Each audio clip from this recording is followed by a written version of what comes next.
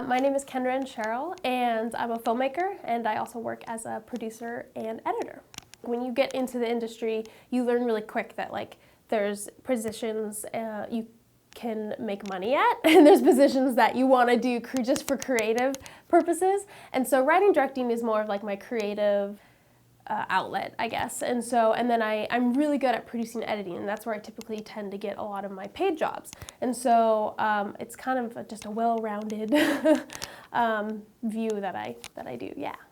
Producing, you sort of are in charge of making everything happen and making everyone is happy. So it's a lot of coordinating, a lot of scheduling, a lot of on-the-day problem solving, putting out fires, just making sure everything's going well. And then editing, I do really love editing, and it's putting the story together in post and taking all the pieces that they filmed on set and putting it into a story and making it work pacing-wise and tone-wise.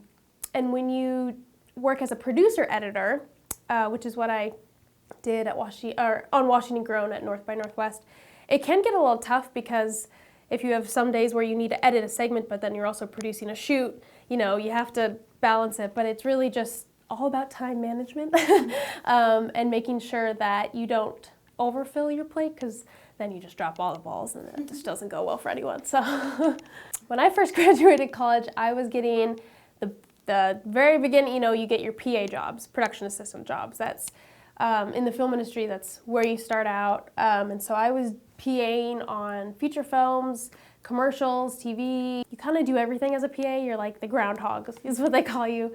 And then I was able to work my way up pretty quickly up into the assistant director route, which kind of goes along with the producing skills. So it's a lot of organization and paperwork and scheduling and making sure everyone is doing what they're doing on set. And so I sort of started getting more AD jobs. And then I transitioned a little bit to nonfiction. So I started in fiction, which is what my biggest passion is, fiction and narrative filmmaking. But I got sidetracked. I transitioned a little bit to nonfiction when I started working on Washington Grown, which is the TV show I did at North by Northwest. And that's more documentary style. So I got to learn that whole world of everything too. And that I did 2 seasons of that show. I just wrapped up my last season. So started at the bottom and slowly worked my way up. It's very hard.